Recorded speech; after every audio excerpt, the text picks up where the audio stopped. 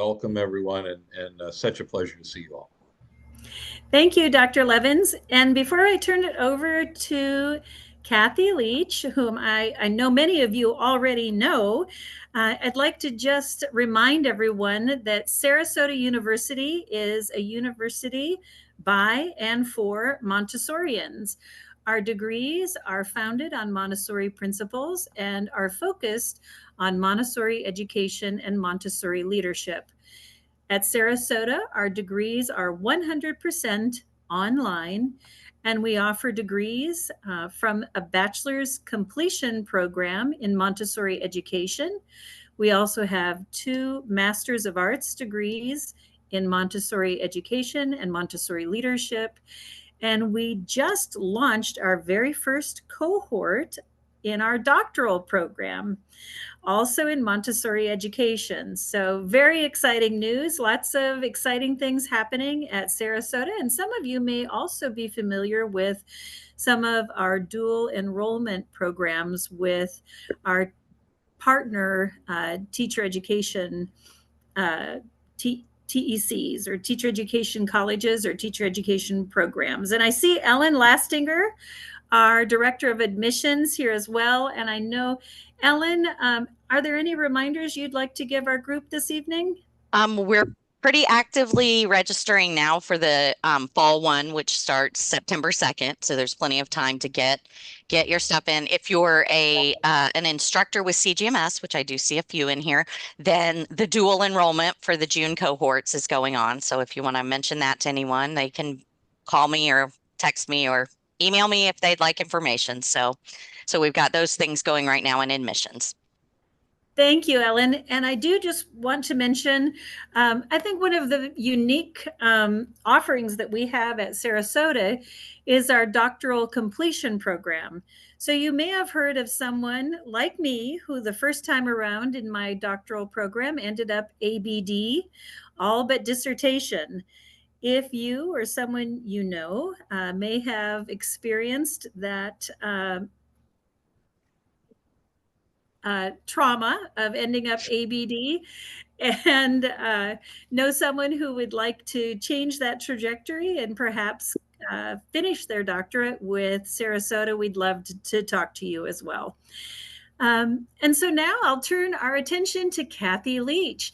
Many of you, I know, are familiar with Kathy's work through IMC, where she has been the executive director of the International Montessori Council.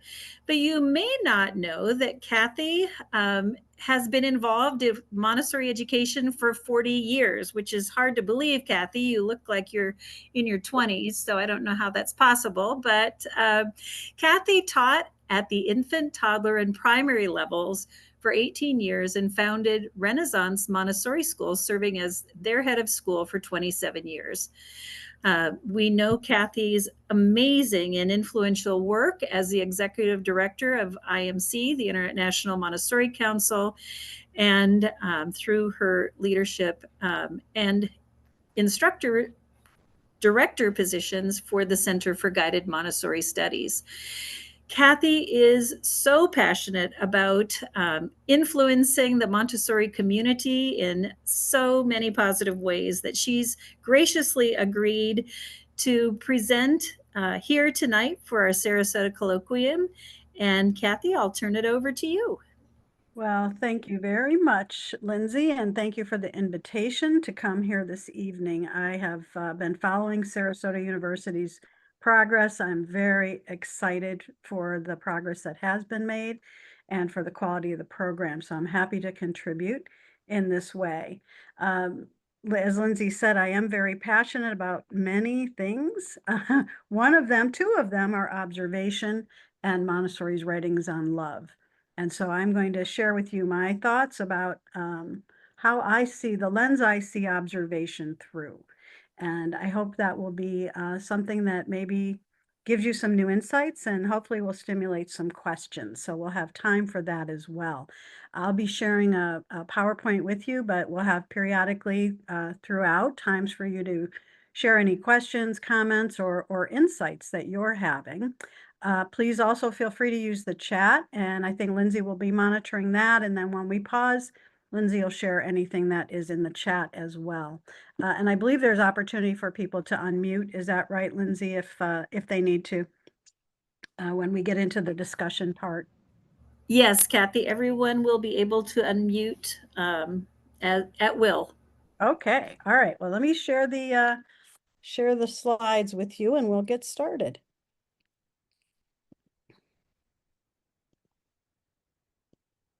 And let me know if you see that. Yes, okay.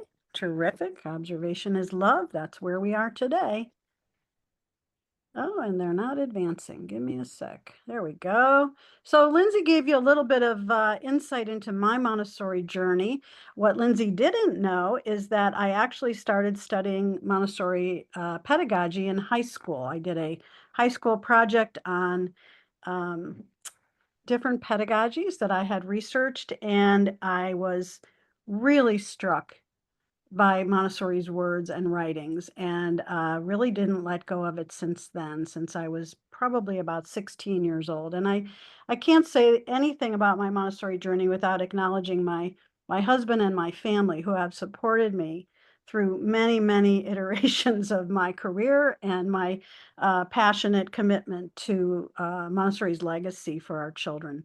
So I have to say that part. Let's see. And Montessori really, I think the thing that I love about Montessori is that as I grew as a professional, it continued to be aligned with my values, my world vision, and I'm sure there was a symbiotic relationship where my values were evolving and I was growing and learning as I was learning about Montessori and her life and her writings and her discoveries. So I'm sure that you're very familiar with this particular quote. Of all things, love is the most potent. This is what Dr. Montessori tells us. And what does that really mean? Most of us think about love as an emotion, as a state of being, perhaps. And when we really explore Montessori's writings, she looked at love in a much broader sense, from an energetic standpoint. And we'll get into a little bit more about that. But I want to tell you how I started making the connections between Dr. Montessori's writings on love and my deep passion for observation. I was one of those teachers who probably preferred observation over giving lessons. And I know that is really rare, but I didn't know that at the time that I was teaching. And so I have come to appreciate my own understanding of observation, and that it's not that easy for other people. That most of us ask, what are we supposed to observe? Why? When? How do you expect me to do that on top of everything else? And so I'm hoping I can pull some of those pieces together. But I had a situation years and years ago where I was shopping with my husband, and we were window shopping, just going around and looking for different things. I don't remember if it was something in particular, but we weren't purchasing. We were just out in shops and looking around and strolling. And I came across a wall hanging that I fell in love with. And it was a quote about love, not surprising. So I spent a lot of time, really looking at it and coming back to it, walk around the store and I'd come back to it and I'd look at it. And then we moved on, we went our own way, and life went on for months and months and months and months. Life went on because this shopping event happened, I believe, in June or July. And lo and behold, on Christmas morning in December, what shows up for me as a gift but this wall hanging about love? And it really, I'm sure some of you have had that situation. Maybe you've done it for someone, you've noticed something, and you've taken care of something for someone, or someone has noticed and done that for you. And what that story started for me was the fact that someone had to observe, they had to notice what I was attracted to, what my interest was. They had to document it or remember this item. They had to make a plan. They had to implement the plan. I found out later that he called the shop after we left. He went back a week later. They held it for him. And a week later, he went and got it. But it took some planning, some memory of this. He had to implement that. And he had to see, like, okay, he had to wait a long time to see the result, to observe the result of his actions. And it occurred to me, not only is that a deep expression of love for someone, but that is really what we do when we observe children. We notice, we plan, we document, we implement, we observe our results. And sometimes we have to wait a long time to see the results of what we have observed, or the seeds we have planted, or the lessons we have given. And so I just, this quote has really struck me and brought that memory back. The next slide, one of my favorite quotes, and really another one that triggered my research into what Dr. Montessori was really talking about here. Love holds the universe together, she says, because love is a real force, not just an idea. Not just an idea. And guess what? It's not just an emotion. Einstein wrote after privately to his daughter during his lifetime, but these letters were not disclosed until after his death, where he wrote about love as the strongest force in the universe. And he said that society was not ready to hear that yet in his lifetime. That we weren't ready to recognize that love is the unifying force in the universe. And he wrote a lot about it. So there's a lot of overlap between what Dr. Montessori was saying and what the science is showing us. So she talks about, well, let me go to the next slide. Whoops, I went too many. Sorry. Okay, we got to go backwards. Okay.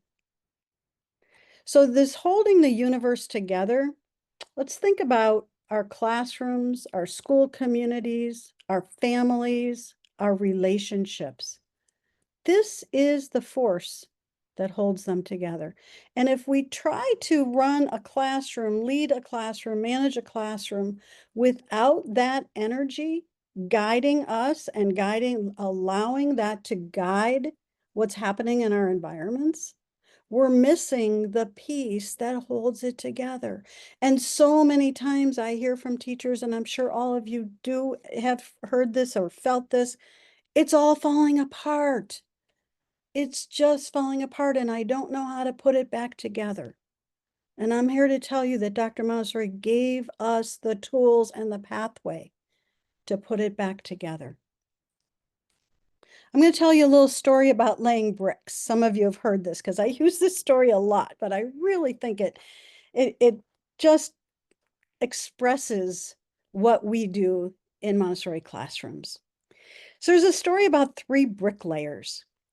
And a young man came in to watching them. They were all working, and a young man came in and said, "Sir, what is it you're doing?" to the first bricklayer. And the first bricklayer turned around, rather annoyed that he was being interrupted. And he said, "Well, I'm laying bricks, obviously." "Oh, thank you, sir." He went to the next bricklayer and he said, "Sir, what are you doing?" And the second bricklayer said, "Well, it's obvious. I'm building a wall." "Thank you." And he went to the next bricklayer and he said to that bricklayer, "What is it you're doing?" And that bricklayer said, "I'm building a cathedral." Do we know that we're building something far more than our daily schedules and our lesson plans? We're building something far more. So are you building a cathedral? Well, maybe in our words, we'd say that we're developing human potential. So often we think we're teaching math, we think we're teaching children how to be respectful, we think we're teaching children how to read, we think we're teaching children how to make sure that they know how to craft a paragraph. And we are educators and we're schools, so we do that. But the thing that makes us different than teaching skills is that we are in the business of developing human potential. That is decidedly different than teaching a math skill.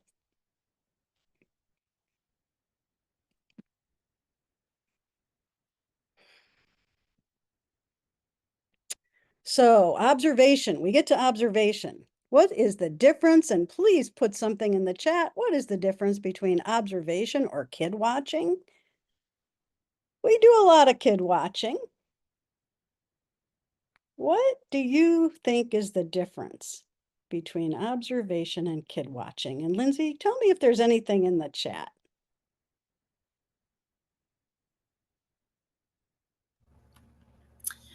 Oh, Sarah says intentionality, documentation, observation is intentional, paying attention to what really happened and what kids are doing.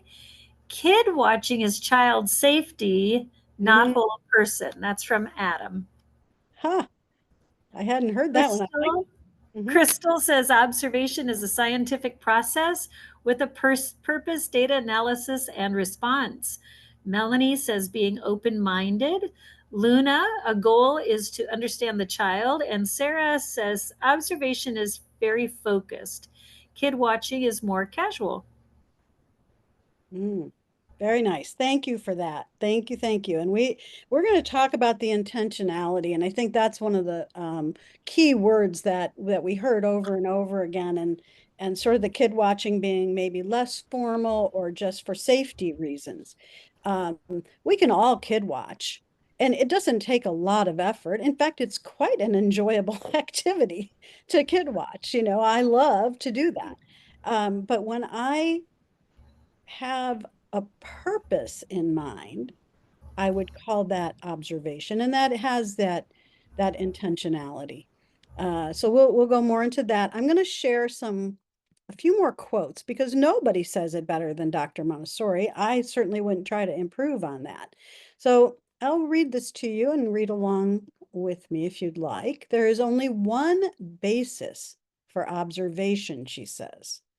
The children must be free to express themselves and thus reveal those needs and attitudes which would otherwise be hidden or repressed in an environment that did not allow them to act spontaneously.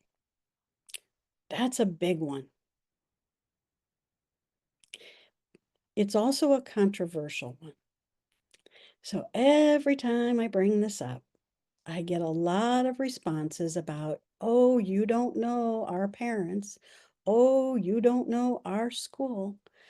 I will tell you that I have been in hundreds of Montessori schools around the world, many, many, many countries.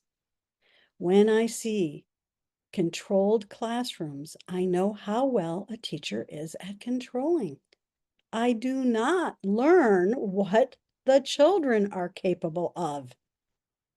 I only get to see how well the teachers control things.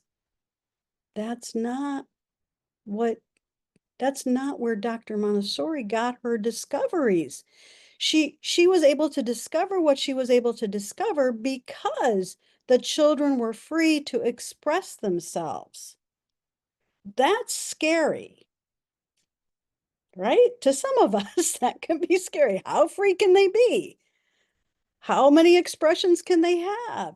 Well, let's remember that whenever we frame freedom in a Montessori environment, we attach it to responsibility. There is no liberty without responsibility and accountability. So freedom within a prepared environment that is structured for children's success is what we're talking about here. So please do not mistake me, misunderstand that I am saying it's a free for all, because it never is. We have very clear guidance on how we treat people with dignity and respect. We have very clear guidance on safety protocols. We have very clear structure to our schedules and our day to allow the freedom within that structure to evolve, to emerge, so that we allow the children to reveal those needs. There is nothing to observe if we do not do this.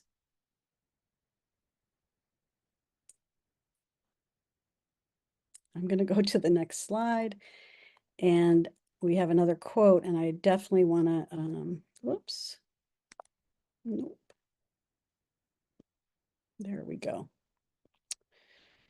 Before such attention and concentration have been attained, the teacher must learn to control herself, not control the children. Remember what she's saying here. Who is the teacher controlling?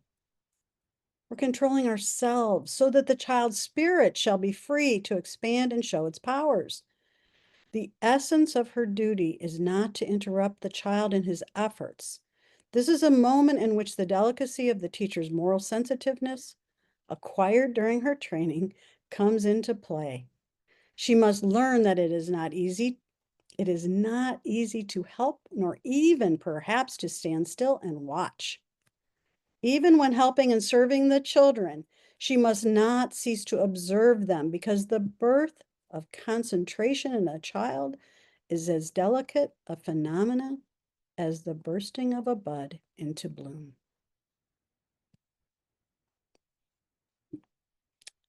So I just like to pause after some of these quotes, because there's so much here. And are they just beautiful quotes, or are we taking these as our directive?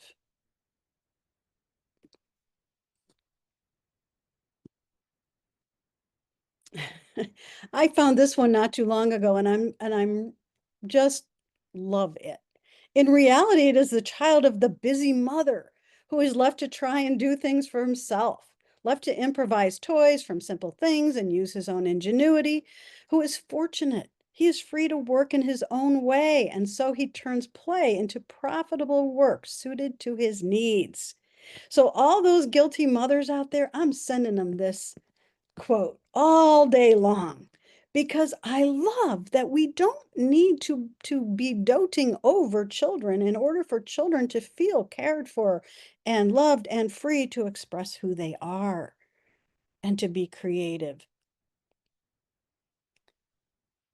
Yeah, I have to think a lot about those ones. So let's take a pause after those heavy quotes and let's do some questions. And if there's any comments, if there's any insights you had, if you disagree with Dr. Montessori, you can disagree with me, but I'm just quoting her. So tell me what you're thinking. I'm going to take the share down for a minute so we can see each other.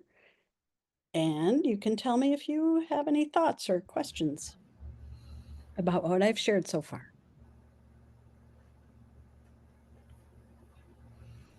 No? If you'd rather type in the chat, you're welcome to do that as well.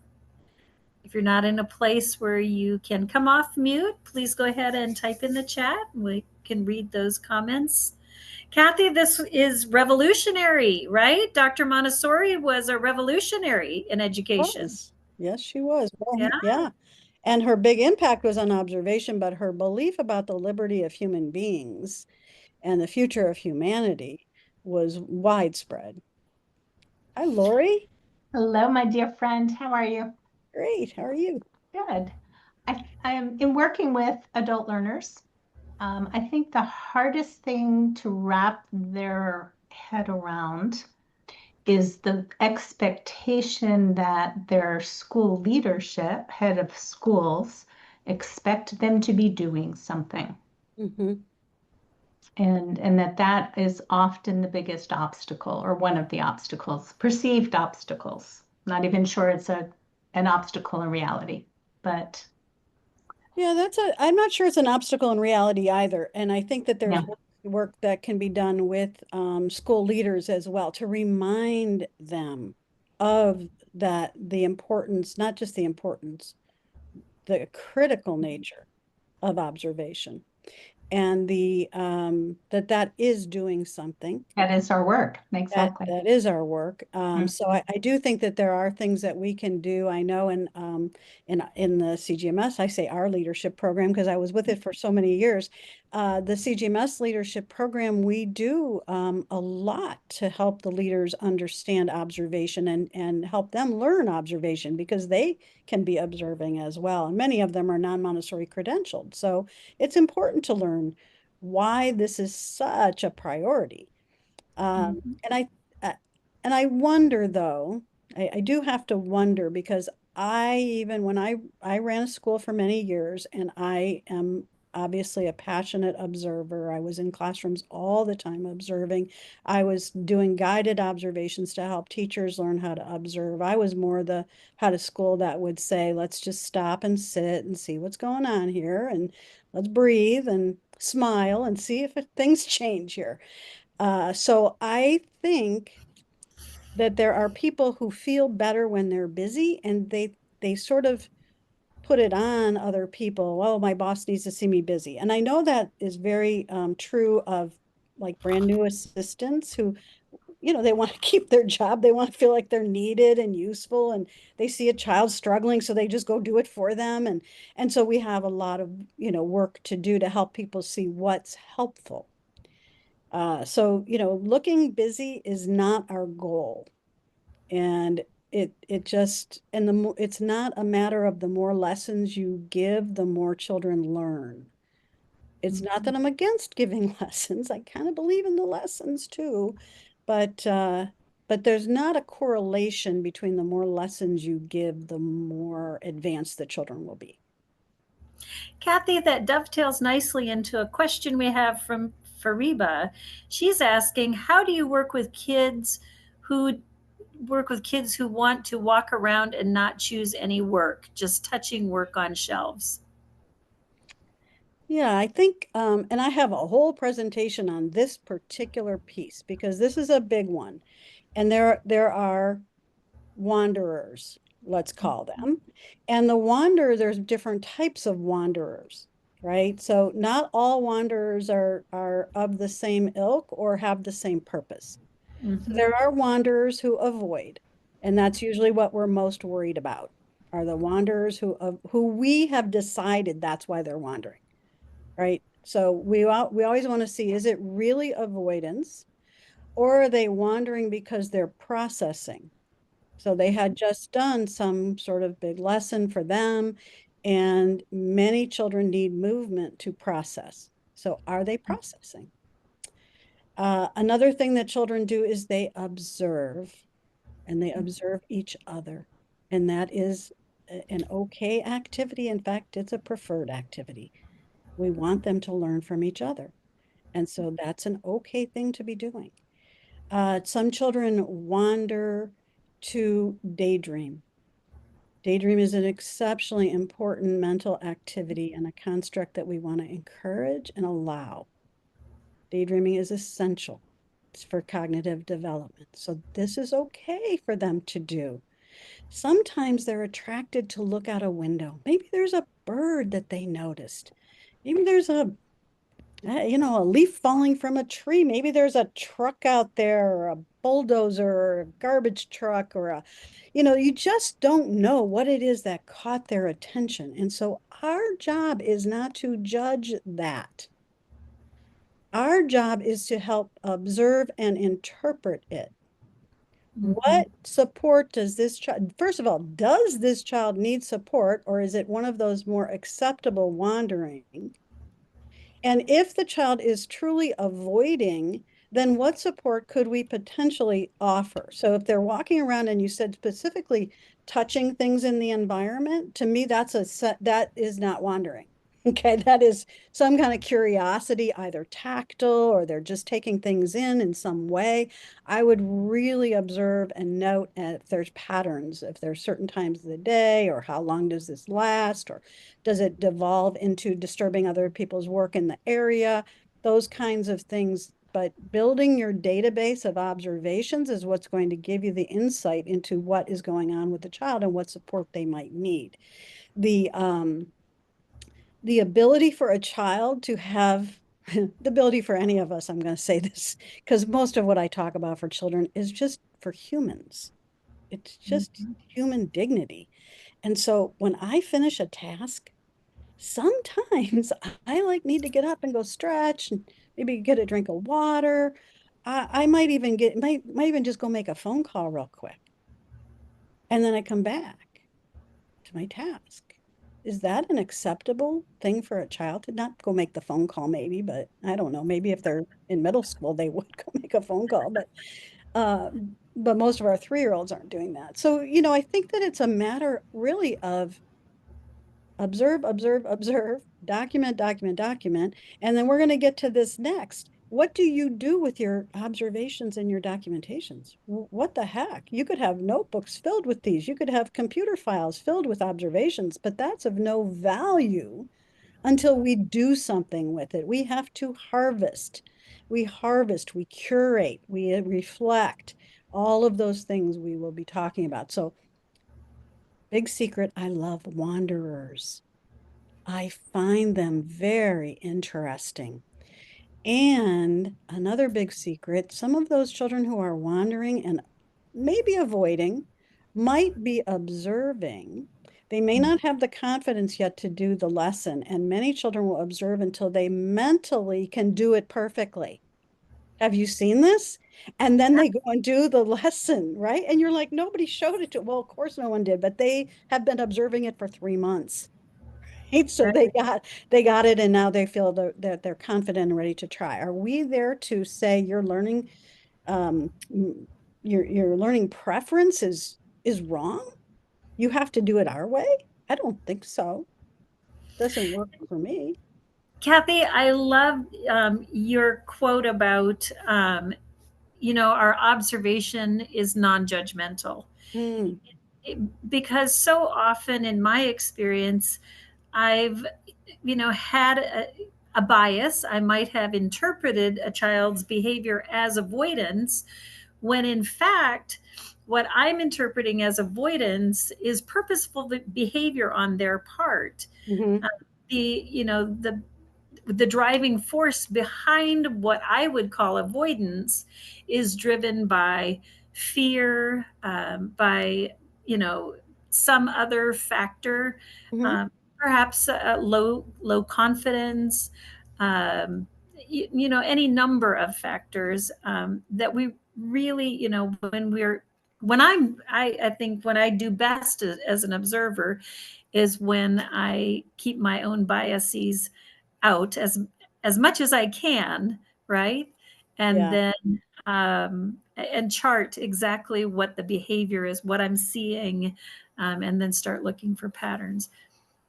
Right. Remember those observation exercises we did when we were in an educator preparation program, and we had to write things down, and somebody would come back and give us feedback and say, well, is this an observation or is this an interpretation, right? I like to keep columns. So I have a columns for my observations, but then I keep track of um, my interpretations or my triggers or my feelings, and we'll get into that in a little more detail. But those children who are wanderers are a blessing to us. We learn from them, and they're the one, they're the ones that when the parent says, "What did you do today?" and they said nothing, they can tell you what 27 other children did all day long. And they will name every lesson that every child in the classroom did, and they will know every rule that was broken that day. So don't underestimate these children who are wanderers. That's my advice. I Don't love it. make. Kathy, we have a couple of other comments. Sarah Okay. All right. said she loves the quote about the busy parent Mm, and feels that would be helpful for several in her current classroom, and also nice to remember that observation is ongoing and all day it's an all day, everyday thing we must do. Yeah. We also have a comment by Luna. Sometimes I think even after 100 years, we are still not prepared to grasp all of Dr. Montessori's wisdom. She has a quote here by Milton Berle. This is how it is today. The teachers are afraid of the principals afraid of the superintendent afraid of the board of education, the board is afraid of the parents are afraid of the children, and the children are afraid of nothing. Uh, well, I like that.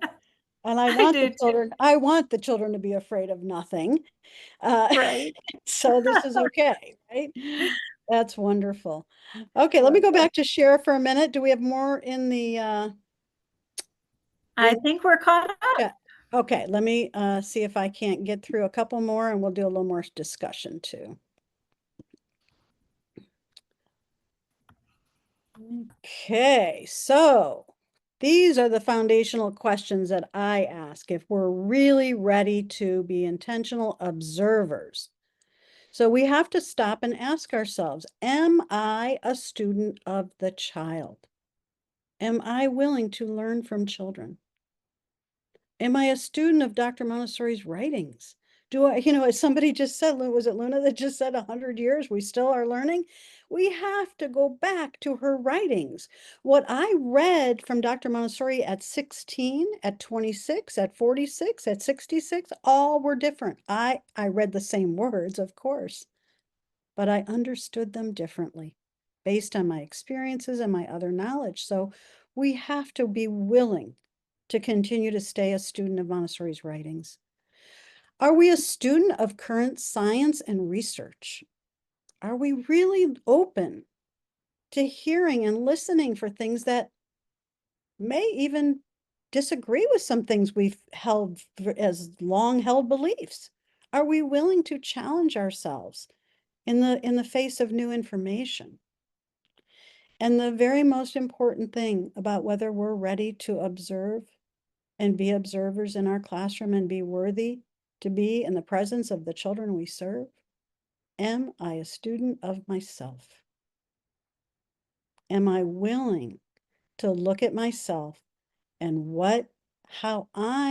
who am I in the life of the children I serve?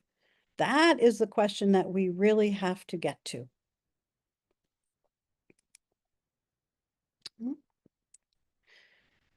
So I ask these next questions. When will you observe? And somebody said it earlier, right, in the chat, all day long. We observe arrival, we observe work cycles, we observe children having snack, we observe lunch, we observe the outdoor environment, we observe dismissal, we observe everything because this is about the whole child. This is not just about an academic portion of their day. Montessori, in a Montessori school, the Montessori pedagogy does not turn off when the work cycle ends. The Montessori pedagogy is a way of life. It is not a technique or a tool.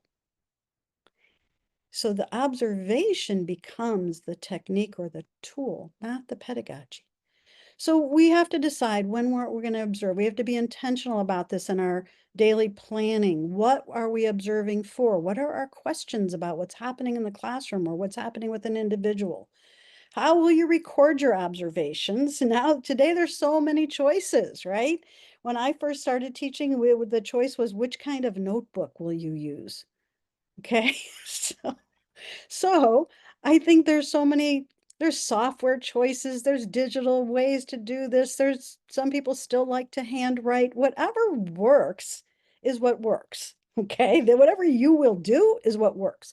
Now, I understand that some schools will say you have to use our method, if they're using a particular software or a particular style of observation, of course, you'll do what your school requires, but that does not mean that you won't have your own way of recording that in the moment and then getting it into whatever you need it to. So how you will record and where will you record are the two questions. And then as we come down, just as importantly, when will you review and reflect? This is the part that it seems to keep getting missed.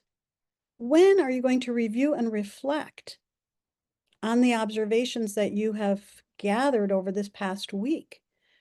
So we're looking, why are we reviewing and reflecting? We're looking for patterns. We're not looking for one child who did one thing one time. We're looking for patterns of behavior, patterns of inquiry, patterns of frustration or challenge, and any questions that arise as you're looking at your observations. So as you're looking at the observations, you're writing any questions, you're noticing any patterns, it's going to inform what you do next. So the next question, when will you formulate plans for the class and for individual children? Your plans come out of your observation. So when I have many, many, many teachers telling me I don't have time to observe, and I tell them I would not know what to teach. If I did not observe, I would be treating my Montessori classroom like it was a workbook on a shelf. And I would just go to the next thing because that's what's on page 29 on Tuesday morning. That's not what we do. We have to use the observations to plan what we're doing with children and to plan what we're going to observe next. And then how will we assess whether this is working or not? We implement the plan. We have to observe again. What results happened from whatever I implemented? And then the most important question again, I always leave them for last. How will you hold yourself and your team members accountable? Because you're not the only observer in your classroom, whether you have assistants, aides, co-teachers, whoever adults are in the classroom, the children do not ask to see their credential. The children see the human being in front of them. And there's no hierarchy to human beings. So we have to hold each other accountable. So how will you do that? Because it is so easy to get off track on this. So I'm going to give you a minute to just look at these questions, think about this, reflect a little bit on if you've really taken time to do this kind of an in-depth observation plan. Kathy in the chat, Lisa comments, it often feels we have to give ourselves permission to step back and observe. Even though we know this is a cornerstone of our work as Montessorians, I have to make myself pause in the busyness and remind myself that the most important part of my work, besides keeping the children safe, is to observe. We cannot create purposeful, prepared environments without quality observations. Beautiful. And I appreciate your humility, Lisa, to say that it does get busy and you do forget. And so what reminders will you use? What kinds of things? Some people use a little bracelet and that reminds them, oh, I have to stop and observe every day. Some people put a poster inside a cabinet door. So every time they open the cabinet door, it says something about it. You can have all kinds of ways that you will use to support yourself and your team. And Lisa has her hand up. So if you want to unmute, Lisa, go ahead. Hi, Kathy. Hi, everybody. Yes, one of the things that I learned in a workshop is certain spots in my classroom, I put those little colored dots that you can get for, garage sales, whatever, right? And have those in different places. And it's a twofold. One of it is a reminder to pause and really, really look around, not just do the, fire watching. And then also to take a breath, to slow ourselves down and to take that breath and be fully present with the children. It's so very important for us to do. One of the things after teaching, I just finished my 24th year in the classroom with children, with toddlers. And where we get after a few years and after we've done our training, we start getting away from those written observations if we aren't blessed to be given time to really told that you have to do it, right? And so we get really good, and it's all up here in our brain, and I know it's all up there. But one of the things I've realized, especially I'll do my little chicken scratch here and there, of course, to make sure I don't forget something, but to take the time to also sit and do a focused observation as we encourage our new teachers to do. It truly does change the way that we have the patterns in our head, but to really see it written down is so important. But I also really wanted, I almost was putting in the chat, I really appreciate how you mentioned that from the moment, we walk in the door until the moment we leave, we are observing, even if we don't think we are, we really are. And to really get in that habit of documenting that and reflecting upon it, because it is so very important. Even if you can't document it at that moment, to find some time, even if it's a little sticky note reminder to yourself, just 1 or 2 words so you remember what it was, is so very vital. I agree. Thank you, Lisa. And I challenge you to start writing some things down. And I'll tell you why. The difference is the informal observation that we do all day, that we do keep in our heads and, hopefully go back later and jot something down, is really decidedly different than the formal observations. So we need both. They both have to happen. And without writing it down, personally, I would have had a hard time finding the patterns and reflecting as objectively. And it's never totally objective. So let me speak to Lindsay had talked about my comment about non-judgment. My dear friend Paul Epstein, who wrote the Observer's Notebook, who I'm sure you all know, would tell me there's no such thing as non-judgmental observation, right? I mean, we know that we come with biases. So part of that is just being aware. But part of it for me was taking those observations. And remember, I said I had columns I used when I was handwriting. You could do it digitally. And the first one was, whatever I was observing, the factual. And the second column were my triggers. My triggers. Why am I what's happening in me?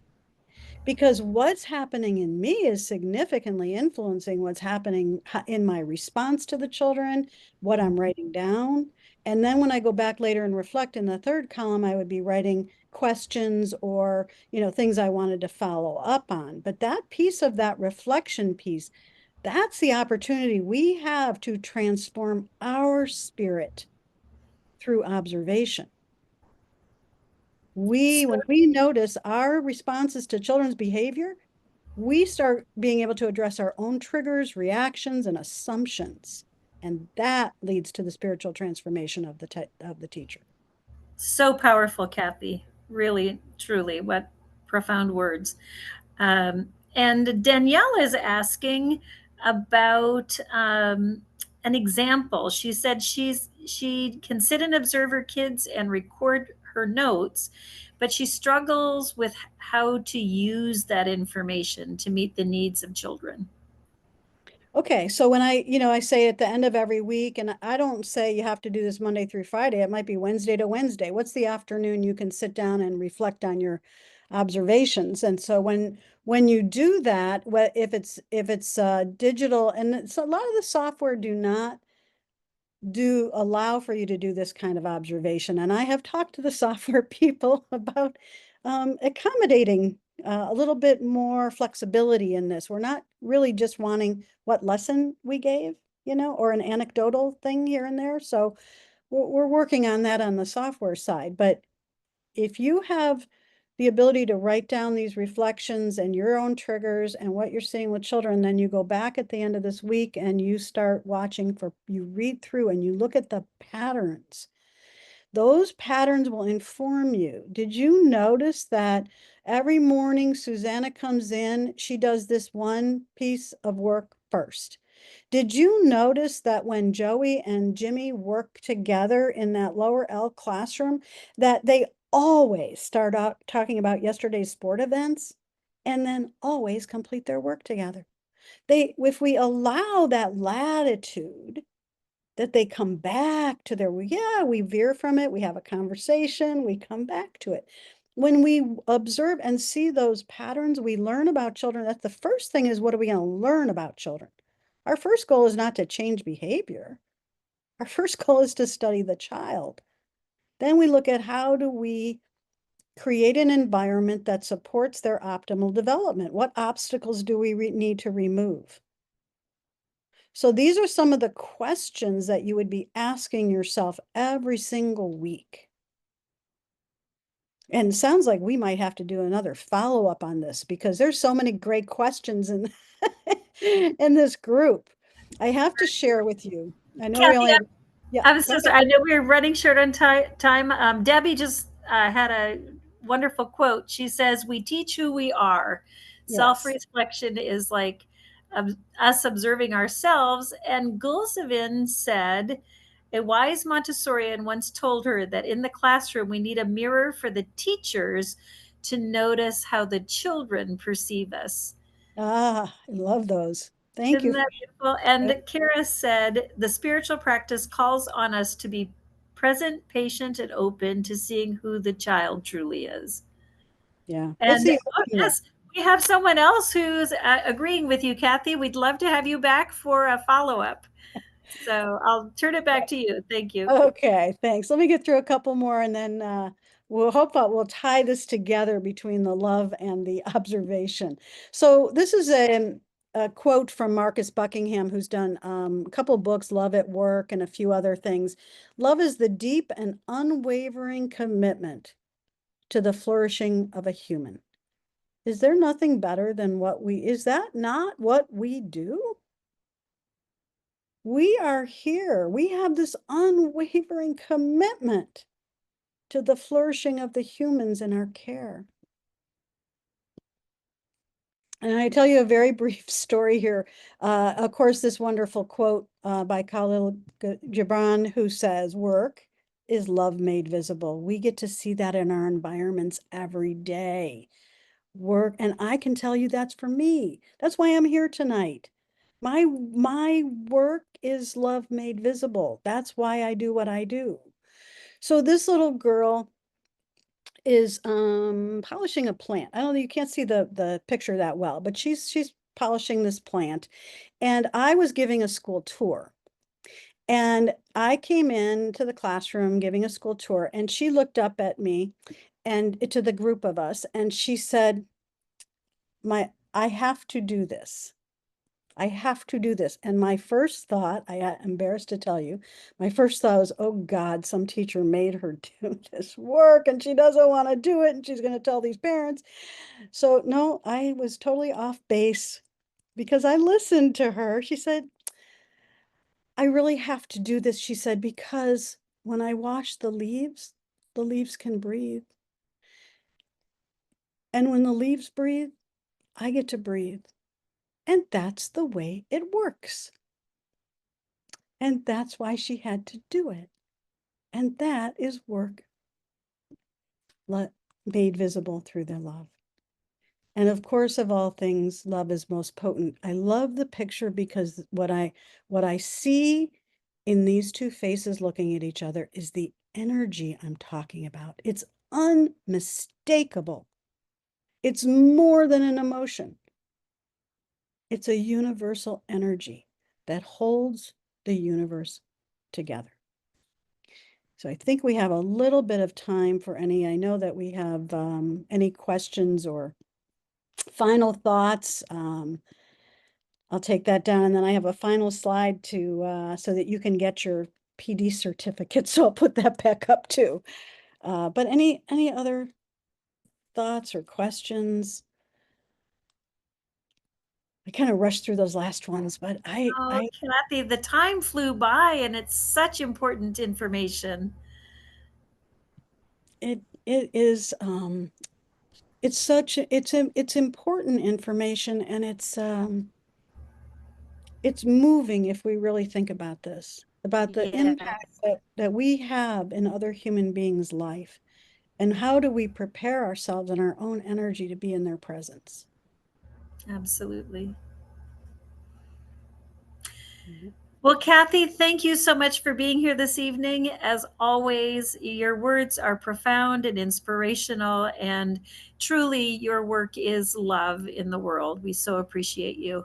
I appreciate that. And I think I have to show this slide, right? There I go. I did it. Yes, thank you. Folks, just scan the QR code and complete the 321 form, and you will receive your certificate of attendance via email. Kathy, I again reiterate my thanks to you, and I see other people expressing their appreciation to you in the chat. So thank you so much. And thank you, everyone, for being here this evening. Watch your email. Our next colloquium session will be the third Tuesday of August at 6 p.m. Central Time. We look forward to seeing you then. Thank you, Lindsay. Thanks, everybody. Thanks, Lindsay. Thanks, Kathy. Thank you. Thank you. Y'all have a good evening. Thank you so much. Take care. Bye-bye. Bye. And